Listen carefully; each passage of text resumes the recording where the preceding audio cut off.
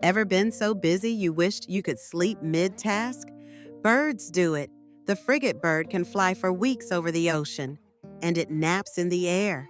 It uses half its brain to sleep while the other half stays alert for danger or direction. Actual multitasking, bird edition. Meanwhile, I trip over my own feet fully awake. Follow Brain Giggles, where creepy meets cool. Next up, why do astronauts grow taller in space?